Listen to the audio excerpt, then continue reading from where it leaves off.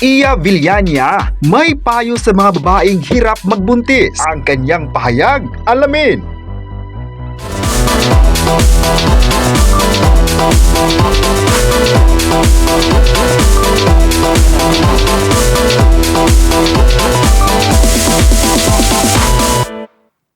May makahulugang payo si kapuso actress at TV host na si Iya Villania para sa mga kababaihang hirap magbuntis o magkaroon ng anak. Sa isang Instagram Q&A session, isang netizen ang nagtanong sa kanya kung ano pong maibibigay para sa kanilang advice sa mga hirap magbuntis. Ang sagot dyan ng celebrity mom, hindi dapat i-pressure ang kanilang sarili.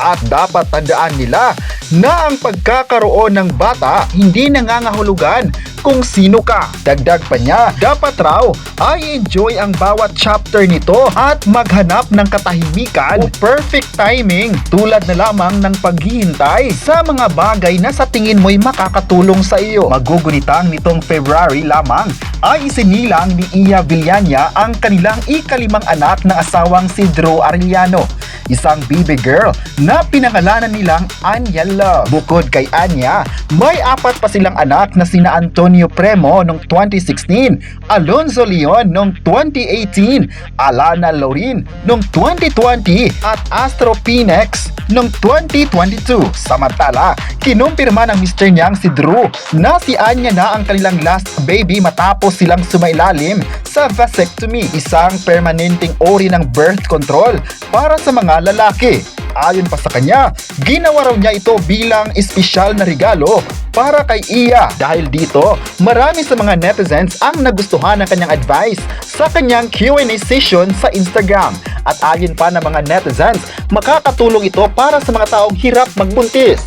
At ang advice ni Iya ay makakatulong talaga sa mga taong gustong magkaanak at gamit na gamit ang mga tips na ito. Ayon pa ng isang netizen, makakatulong ang kanyang advice para sa mga taong naghahangad na magkaroon ng anak at proud sila nito. Sa tips na ibinigay ni Iya Villania, makikitang dapat ay maghintay lang at dapat hindi i-pressure ang sarili.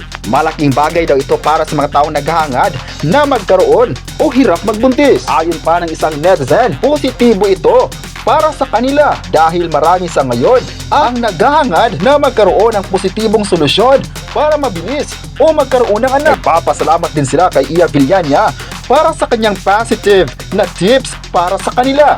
Kayo, ano ang masabi nyo na nagbigay ng tips si Iya Villania para sa mga babaeng hirap magbuntis? I-comment na kung nagustuhan nyo ba ang kanyang tip at huwag kalimutang i-subscribe ang ating YouTube channel.